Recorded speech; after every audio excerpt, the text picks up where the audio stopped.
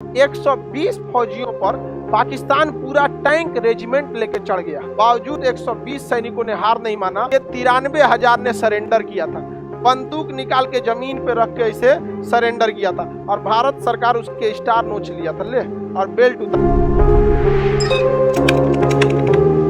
बांग्लादेश बहुत ही तेजी से डेवलप कर रहा है, अपनी जनसंख्या को बहुत हाईली स्ट्रिक्ट किया है बांग्लादेश, और बांग्लादेश बहुत तेजी से रिकवर कर रहा है। 1971 में पूर्वी पाकिस्तान था, क्या था पूर्वी, समझ में आ गया कि नहीं आ गया?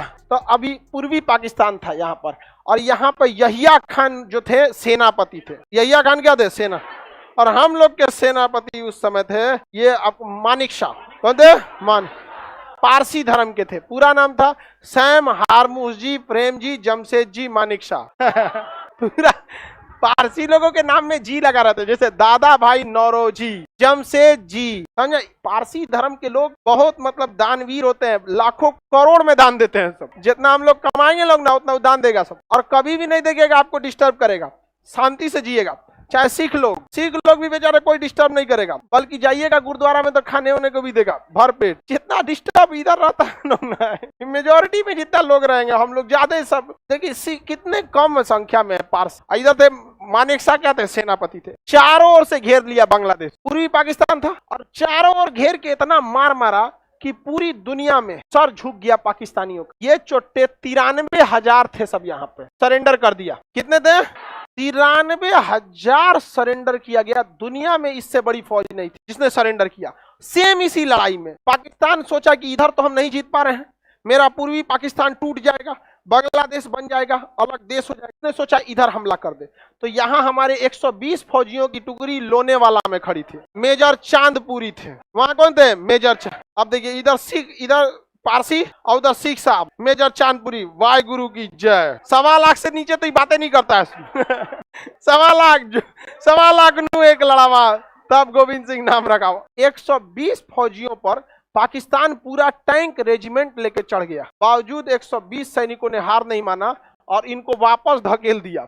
और यहाँ इन हिजड़ों को देखिए 93,000 ने सरेंडर किया था, बंदूक निकाल के जमीन पे रख के इसे सरेंडर किया था, और भारत सरकार उसके स्टार नोच लिया था ले और बेल्ट उतार। सेना में बेल्ट उतारना, स्टार उतार के रखना, ये क्या होता है? सरेंडर। और इन चोटों को कश्मीर चाहिए। अरे यार तुम अपना बांग्लादेश याद करो, समझ में आ गया कि नहीं? हम लोग तो ऐसे यूट्यूब पर कभी कभी ना एक मीटिंग, मतलब हम लोग चाहें तो किसी दूसरे से हम लोग बात कर लेते हैं, इजी हो जाता है। तो हम एक बार सोचे इन सब की मेंटेलिटी चेक करते हैं कि कैसा है मेंटेलिटी। तो कह रहा था खान सर आप कुछ भी कहो लेकिन हम कश्मीर लेके रहेंगे। यार तुमको कैसे बताएं, हिजड़े कभी बाप नहीं बन सकते हैं। अब सपना देखना है तो देखो, मना थोड़े करेंगे। बताए हम लोग ट्रेन में जाते हैं तो 250 रुपया का चप्पल सीधाने रख के सोते हैं, ना तो पंखवा पे रख के बांध देते हैं लोग, और जब जब आंख खुलता है सबसे पहले चप्पल। बाप यार, भारत वाले 250 का चप्पल नहीं छोड़ सकते, कश्मीर छोड़ेंगे? बात करता है आप, अजीब हाल है आप।